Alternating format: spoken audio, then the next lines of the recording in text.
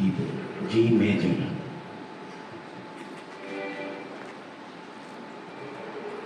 G major. அன்புக்காயேங்கும் உள்ளங்களே, அன்பர் இயேசுவின் பாதம் வாருங்கள். அன்புக்காயேங்கும் உள்ளங்களே, அன்பர் இயேசுவின் பாதம் வாருங்கள். நீங்கள் பாட வேண்டியது அன்புக்காய் ஏங்கும் உள்ளங்களே, அன்பர் இயேசுவின் பாதம் வாருங்கள். அன்புக்காய் ஏங்கும் உள்ளங்களே, அன்பர் இயேசுவின் பாதம் வாருங்கள். அன்புக்காய் ஏங்கும் உள்ளங்களே,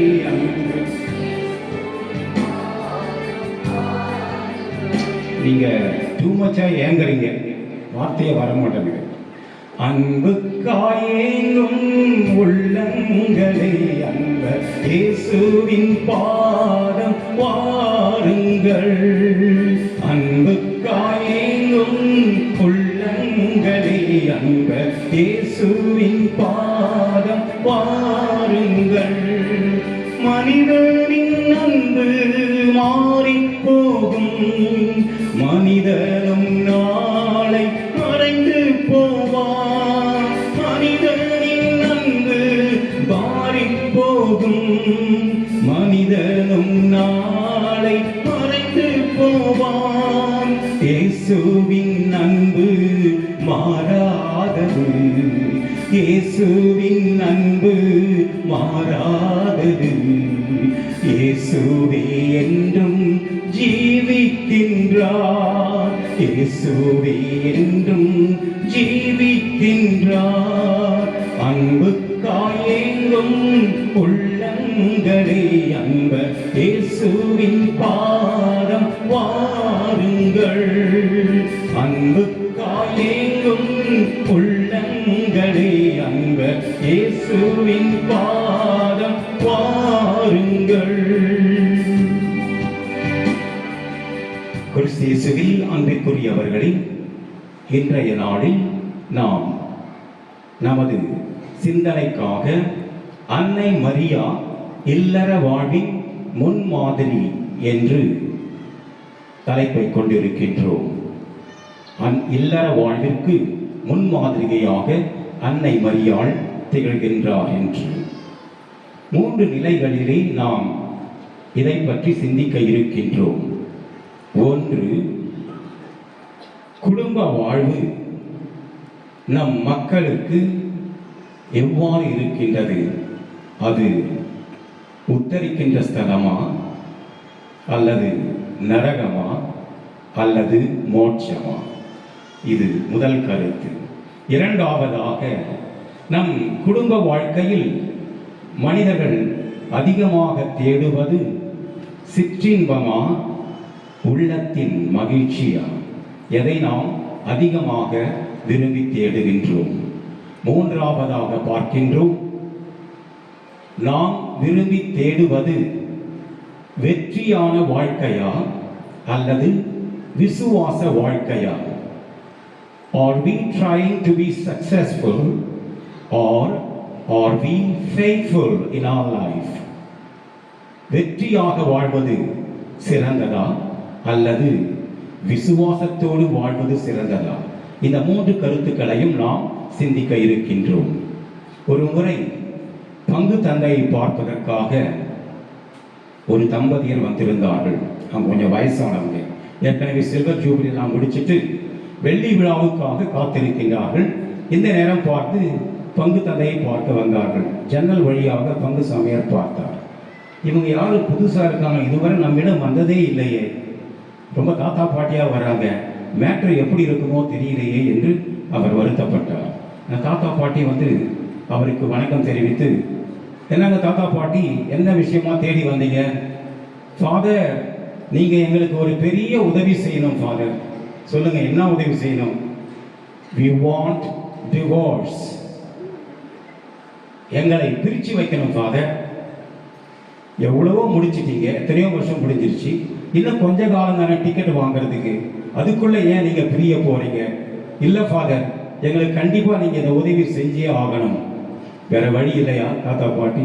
நோ சான்ஸ் ஃபாதர், இதைத்தான் நீங்கள் எங்களுக்கு செய்ய வேண்டும், நாங்கள் கண்டிப்பா எங்களை டைவர்ஸ் பண்ணி அனுப்பிடுங்க என்று சொன்னார்கள். ஃபாதர் பார்த்தார், இவங்களை எப்படி வழிக்கு கொண்டு வர்றது?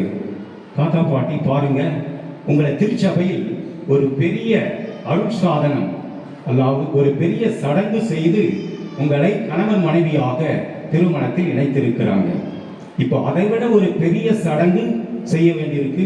உங்களை பிரிக்கணும்னா அது எப்படிப்பட்ட பெரிய சடங்காக இருந்தாலும் பரவாயில்ல ஃபாதர், தயவு செய்து அந்த சடங்கை நிறைவேற்றுங்க, எங்களை பிரிச்சுடுங்க என்று சொன்னார்கள். சரி வாங்க கோவிலுக்குள்ளே போவோம் என்று அழைத்து சென்றார். அங்கே மாதாவின் சுருபத்து முன்பாக அவளை முட்டி போட செய்து, நீங்க இப்பொழுது தொடக்கமாக சந்தோஷ தேவ ரகசியம் சொல்ல வேண்டும். சந்தோஷமே இல்லாமல் இருக்குது, நீங்க சந்தோஷ தேவ ரகசியம் வேற சொல்றீங்க. யோ ஆரம்பியா? சரி, அவர்கள் சொல்ல ஆரம்பித்தார்கள்.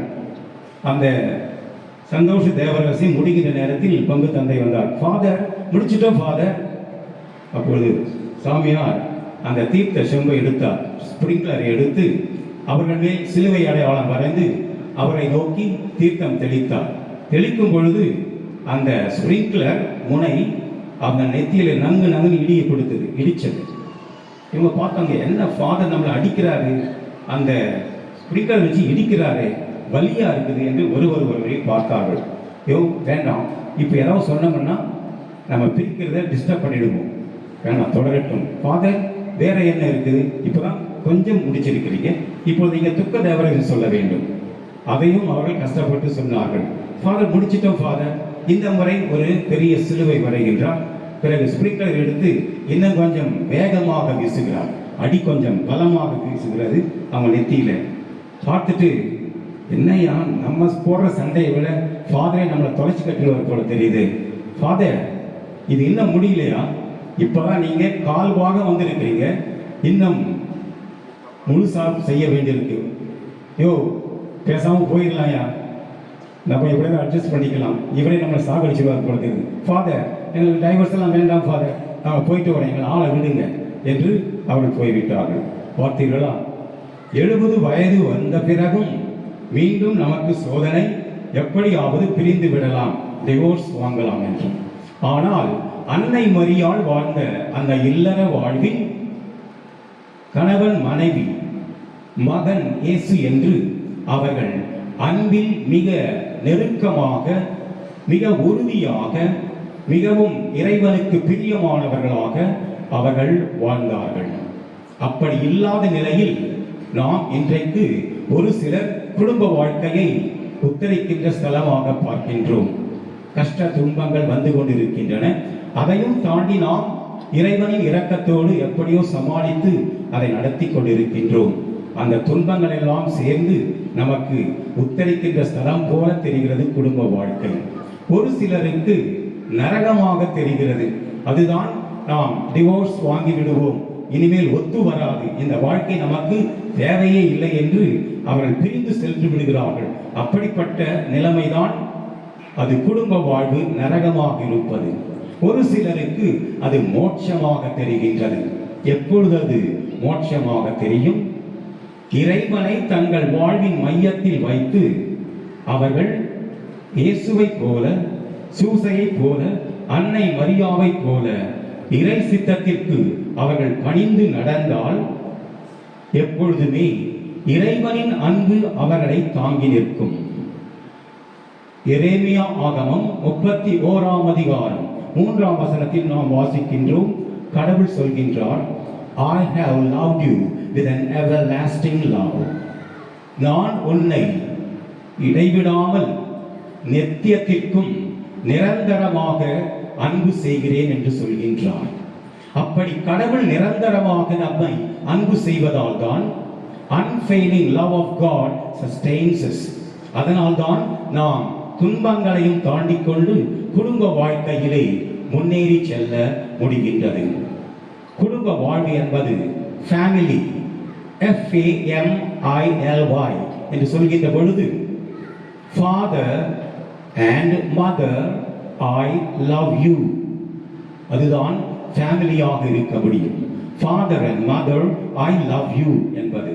ஆனால் இப்பொழுது வேறு விதமாக மாறி இருக்கிறது. Family is for father and mother I leave you. நான் உங்களை அப்பா அம்மா வாங்க உங்களை ஹோம் ஃபார் தி ஏஜ் இருக்கு, அங்க பத்திரமா கொண்டு போய் வித்துறேன். டேய், கடைசி காலத்துல உன்னை பார்த்துக்கிட்டே இருக்கணும், உன் கூட இருக்கணும்டா. உங்களை பார்த்தா எனக்கு நிம்மதி இல்லை, நான் கொண்டு போய் உங்களை அந்த ஹோம் ஃபார் தி ஏஜ் முதியோர் இல்லத்தில் விட்டு தான் வர வேண்டும், அப்போதுதான் எங்களுக்கு நிம்மதி. ஏண்டா இப்படி சொல்றேன்? நீங்க மட்டும் என்னம்மா, சின்ன பையனா இருந்த பொழுது அந்த ப்ரீகேஜி எல்கேஜி என்றெல்லாம் இருக்கின்ற பொழுது என்னை கண்டிப்பாக தூக்கிட்டு போய் அந்த ஸ்கூல்ல போட்டுட்டீங்க. உங்க கூட நேரம் ஸ்பெண்ட் பண்ணவே முடியல, உங்க அன்பை நான் அனுபவிக்க முடியல, விளையாட்டு விளையாட முடியல, பாசமாக வளர முடியவில்லை. அதற்காகத்தான் இப்பொழுது பதிலுக்கு பதில் நீங்கள் என்னை அங்கே தள்ளிவிட்டீர்கள், நான் உங்களை முதியோர் இல்லத்தில் தள்ளி விடுகின்றேன். இயேசு அவர்களோடு இருந்து நாசரேத்தூரில் தன் தாய்க்கும் தந்தைக்கும் பணிந்திருந்தார் என்று சொல்லப்படுகின்றது. இப்படிப்பட்ட சூழலை நாம் நம் பிள்ளைகளுக்கு தருகின்றோமா என்றால் அது கேள்விக்குறியாக இருக்கின்றது. இரண்டாவதாக பார்க்கின்றோம், சிற்றின்பமா அல்லது மகிழ்ச்சியா, எதில் நம் குடும்ப நபர்கள் மூழ்கி திளைக்கின்றார்கள்? pleasure or joy. pleasure என்பது வெளியில் இருந்து வரும், from without. joy என்பது மனதிற்குள் உள்ளத்திற்குள் இருந்து ஆராய் பெருக்கெடுத்து ஓடும், from within. இறைவன் நமக்கு தருவது அருட்கொடையாக அந்த மகிழ்ச்சி உள்ளத்திலிருந்து ஊற்றாய் பெருக்கெடுத்து ஓடும். இந்த உலகம் தர முடியாது உண்மையான மகிழ்ச்சியை, போலித்தரமாக அது அந்த சிற்றின்பத்தை தான் மகிழ்ச்சி போல நமக்கு காண்பிக்கும். அதனால்தான் தவறான வழியில் செல்பவர்கள் கூட நண்பர்கள் சேர்ந்து கொண்டு அங்கே அவர்கள் நல்லா இருப்பதை விட்டுவிட்டு அவர்கள் ஃபுல்லாக மாறுகிறார்கள். அப்பொழுது சியர்ஸ் என்று தட்டுகிறார்கள். ஒரு சின்ன பையன் அப்பா பக்கத்தில் இருந்தான். டேடி, என்னங்க டேடி டம்ளர் எடுத்து நீங்க சியர்ஸ் சியர்ஸ் தட்டுறீங்க, சியர்ஸ்னா என்னங்க டேடி என்று கேட்டான். சியர்ஸ்னா மகிழ்ச்சி என்று சொன்னார் அப்பா. அப்படின்னா அந்த மகிழ்ச்சியை எனக்கு கொஞ்சம் கொடுங்க டேடி. ஓ நோ, அதெல்லாம் தரக்கூடாது உனக்கு. ஏன் டேடி அப்படி சொல்றீங்க? ஏனென்றால் அவர்களுக்கு தெரியும், alcohol thrills but ultimately kills. அந்த போதைப் பொருளானது நமக்கு மயக்கத்தை தரும், சற்று நம்மை கிறங்க வைக்கும், ஆனால் கடைசியில் இறுதியாக உறங்க வைக்கும். எங்கப்பா பட்டுன்னு போனார், எழுந்துக்கவே மாட்டேன்றாரு, மேட்டர் ஓவர், அவர் தூக்கிட்டு போக வேண்டியதான் கல்றைக்கு. இதுபோல நாம் தவறானவற்றை நமக்கு மகிழ்ச்சி என்று நினைத்துக் கொண்டிருக்கின்றோம். அது ஒரு சிற்றின்பமை. பேரின்பத்தை மறந்து விடுகின்றோம். பேரின்பம் கடவுள் மட்டுமே நமக்கு தரக்கூடியது. அதனால்தான் எசேக்கியேல் ஆகமத்தில் 8ஆம் அதிகாரம் 10ஆம் வசனத்திலே நாம் பார்க்கின்றோம், the joy of the Lord is my strength. ஆண்டவரின் மகிழ்வே எங்களது வல்லமை. ஆண்டவரின் மகிழ்ச்சியாக இருப்பது நமக்கு வல்லமையாக இருக்கிறது என்று சொல்லப்படுகிறது. அப்படிப்பட்ட வல்லமையை தான் அன்னை மரியாள் தன் வாழ்க்கையிலே கொண்டிருந்தார். என் ஆன்மா ஆண்டவரில் பெருமகிழ்ச்சி அடைகின்றது என்று சொன்னார். அதனால்தான் அந்த மகிழ்ச்சியில் இறைவனின் ஆற்றல் தங்களை வழிநடத்துவதை அந்த திருக்குடும்பத்தில் அவர் அனுபவமாக பெற்றிருந்தார். பிலிப்பியருக்கு எழுதிய திருமுகம் 4ஆம் அதிகாரம் 4ஆம் வசனத்தில் பவுலடியார் சொல்கின்றார், rejoice in the Lord. Again I say, rejoice in the Lord. ஆண்டவருக்குள் மகிழுங்கள். மீண்டும் சொல்லுகிறேன், நீங்கள் ஆண்டவருக்குள் மகிழுங்கள் என்று. F major. ஆனந்தம் ஆனந்தம் இயேசுவே என்றும் என் ஆனந்தம்.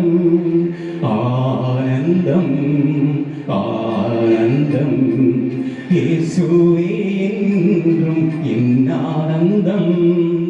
ஆனந்தம்